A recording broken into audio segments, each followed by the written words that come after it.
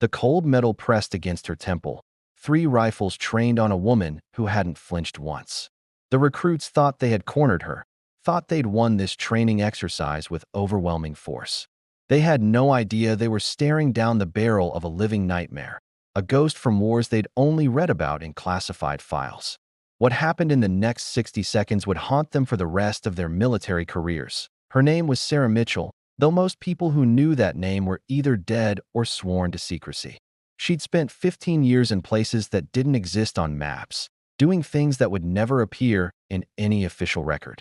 3 tours in Afghanistan, 2 in Iraq, and countless black operations that blurred the line between soldier and shadow. She'd earned her rank the hard way, through blood and sand and nights so dark you couldn't tell if your eyes were open or closed. When she finally came home, the army asked her to do one more thing: train the next generation. She agreed, but on one condition. They had to be ready for the truth, the real truth about what combat actually demands from your soul. The training facility was designed to break people, to strip away everything they thought they knew about themselves and rebuild them into something harder. These 20 recruits had been selected from hundreds, the best of the best, each one convinced they were destined for Special Forces glory. They'd passed every physical test, aced every written exam, survived sleep deprivation and stress positions, and simulated interrogations. But Sarah knew something they didn't. Knowledge isn't wisdom, and strength isn't the same as resilience. She'd watched too many talented soldiers crumble when the bullets started flying for real, when the person next to them stopped breathing, when they realized that all their training couldn't prepare them for the weight of taking another human life. So she designed an exercise that would reveal who they really were when everything fell apart. The scenario was simple on paper: a hostage situation in enemy territory. Multiple combatants, limited ammunition, no backup. Sarah would play the hostage, hands zip-tied behind her back, kneeling in a concrete room with a single flickering light bulb. The recruits had to extract her without casualties, theirs or hers. What they didn't know was that Sarah had rigged the entire scenario, that every choice they made would tell her exactly what kind of soldiers they would become. She watched through the two-way mirror as they geared up, checked their weapons, ran through their tactics. They moved with confidence, almost arrogance, certain that their superior numbers and training would carry them through. That confidence would be their first mistake.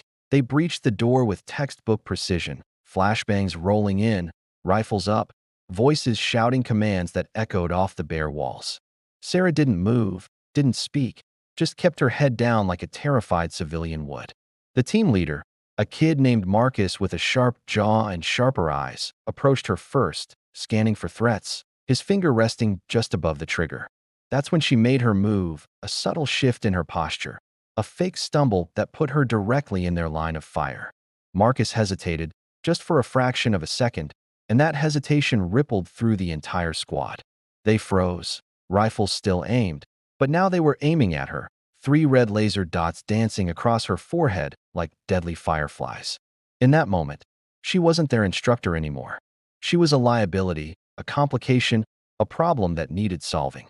But what would they do when the problem looked like an innocent woman with fear in her eyes? The silence stretched like razor wire, each second heavier than the last. Sarah could see the calculations running behind their eyes, the conflict between training and instinct, between following orders and following their conscience. Marcus's hand trembled, barely visible but there nonetheless, and she knew he was about to make a choice that would define him. Then she spoke, her voice calm and cold as winter steel. "If you pull that trigger, recruit, you better be ready to live with it for the rest of your life, because that weight never leaves. It sits on your chest when you try to sleep, whispers in your ear when you're alone, shows up in the faces of strangers on the street. So ask yourself right now, are you aiming at an enemy, or are you aiming at everything you thought you were fighting for?" Her words cut through the tension like a blade through silk. And suddenly the room felt smaller, the air thicker, the lights too bright and too dim all at once. Marcus lowered his rifle first, a shudder running through his shoulders as the reality crashed over him. The others followed, one by one, their confidence shattered like glass on concrete. Sarah stood slowly, the zip ties falling away because they'd never been locked in the first place, and faced them with eyes that had seen things they couldn't imagine. "You just learned the most important lesson I can teach you," she said quietly, her voice carrying the weight of 1,000 missions, 1,000 choices, 1,000 ghosts. Strength isn't about how hard you can hit or how fast you can move. It's about knowing when not to. It's about carrying the burden of power without letting it corrupt you. Out there, in the real world, you'll face moments where everything in you screams to pull the trigger, to end the threat, to protect yourself and your team. But the best soldiers, the ones who truly make a difference, they're the ones who can hold that power in their hands and choose mercy when it matters most. They're the ones who come home still able to look at themselves in the mirror. The recruits stood in stunned silence. Their earlier bravado evaporated like morning mist. Sarah saw something shift in their eyes, a crack in the armor of youth and invincibility, the first glimpse of the wisdom that only comes from understanding your own capacity for both violence and grace. She'd been where they were standing, once upon a time, so certain of her righteousness and her purpose. It took years and scars and losses that still ached on cold nights for her to learn what she'd just taught them in 60 seconds. Not every battle is won with bullets. Sometimes the greatest victory is choosing not to fire at all. As they filed out of that concrete room, Marcus paused at the doorway and looked back at her. "Thank you, ma'am," he said, his voice rough with emotion. Sarah nodded once, a soldier's acknowledgement to another soldier, and watched him go. She knew that some of them would wash out, that the weight of what they'd learned today would be too much to carry.